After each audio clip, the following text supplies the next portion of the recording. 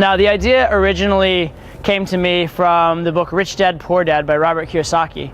And the idea here, it's a bit of behavioral finance, is that everybody has their bills that they pay, their obligations, their discretionary spending, and usually that's what happens first, and then saving for retirement, saving for later, saving for a rainy day, investing, that all happens later because there's no urgency to it. And what happens in a practical sense for most people is just that they never put any money aside for investing or for savings.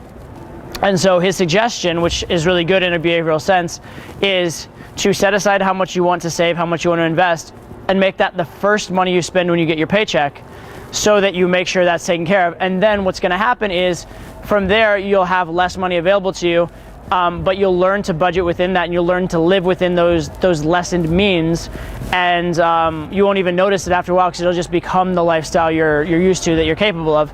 And what you'll find is that you have a nest egg, you've saved, you're accumulating, and you're actually building a financial future.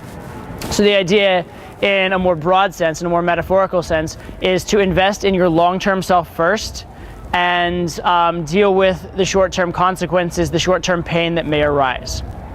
Now, this is very applicable to finance. It's also very applicable to life and work in general, any sort of task that you have to get done. Many times in a work setting, you're going to have certain tasks that are marked as urgent, or marked as due date by Friday, due by next Wednesday, that sort of thing. And the fact of the thing is, if you're a responsible person and you have people like breathing down your neck to get them done, one way or another, you're probably going to get them done. There's this principle, I forget what it's called, but essentially it's the principle that work expands to fill the time allotted to it. So if you have a project and you have 3 days in which to do it, you'll probably spend the greater part of 3 days either doing it or procrastinating looking at it. And you'll do probably a relatively good job because you have a nice long time to deal with it, but you'll probably waste a lot of time. You'll probably do maybe only a slightly better job than you would if you had a day to work on it. And so what would happen instead, if instead of putting 3 days into that particular project, you put the last 1 day into it, did a slightly less good job, didn't procrastinate at all because you feel like stressed and rushed a little bit, but during those 2 days, you did some other project that's going to help your long-term future, some other project that's going to help you move towards a different career path, that's going to help you move towards getting a promotion, it's going to help you move towards setting yourself apart in a different way. That's something that no one else in your industry or in your job is doing. Most likely, by spending your time that way, spending your time on the important but unurgent tasks, you are actually going to do better in the long run, although in the short run you will suffer a little. The product quality of what you're doing will suffer a bit. Okay, so it's a short-term pain for the long-term gain for investing in your future. In game, this concept arises as well many times. And here, my favorite example is the idea of how I teach students to learn. The best way to learn, in my opinion, is to spend a part of your night doing things like drills, doing things like exercises that are actually going to hinder your results. So for example, say you go out, say you're working on being more alive and animated and free from outcome.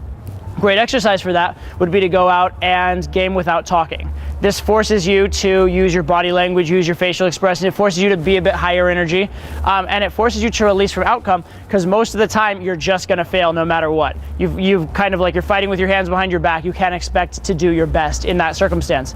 So you're kind of accepting a failure, and by doing that, you're going to get your mentality really on point. However, by doing this on a particular night, you have reduced your chances of pulling. So what you've done is you've sacrificed a part of the night for your long-term success. And so if you and a friend were at equal ability and you did that for a week, one of you would probably do better than the other that week, and that would be the one that's not pushing so hard for the long-term growth. However, if you're pushing for that long-term growth, really investing in yourself and investing in your future, you're more likely to really grow and do something in the long run, even though you're going to suffer on that 1 week basis. Right? And so the question is, do you want to have that sort of like mediocre success now, that little bit of like good emotion, or do you really want to strive for long-term greatness? They say oftentimes the good is the enemy of the best. And if you want the best, sometimes you do have to sacrifice, you do have to take that pain in the short term. So sometimes that's what you have to do. Sometimes you have to take the pain of social pressure, deal with doing a video in front of someone just to get something going really well for you. The other great principle with it is sometimes you have to get worse at game on a more long-term basis even in order to get better. Let's say, for example, that you're having really, really consistent results with like 7s and 8s, but you want to get up to those 9s and 10s. The fact of the matter is the same kind of game that's getting you the 7s and the 8s might not get you the 9s and the 10s because they have a fundamentally different life experience and you have to get their attention a little harder. So the kind of things you have to do for the 9s and 10s might blow you out with the 7s and the 8s, might be too much, might make them run away crying, or at the very least make you less consistent even if you'll still get them.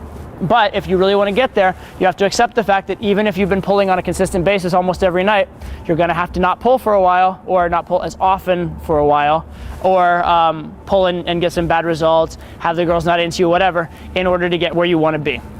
So I guess my advice to you is this.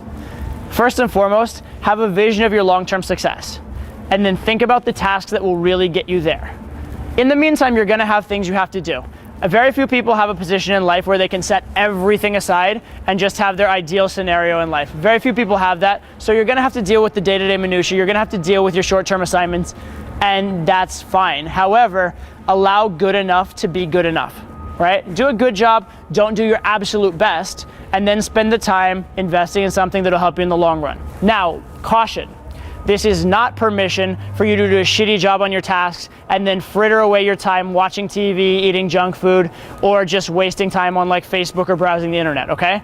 If you're gonna do this, if you're going to sacrifice the short run, if you're gonna sacrifice product, then you better damn well do something more important with that time. Otherwise, instead of letting the good be the enemy of the best, you're sacrificing the good for the mediocre and the shitty, okay? So be very, very careful when you do this. If you set urgent tasks aside, that what you're doing better damn well be very important, and it better also be in alignment with your life goals.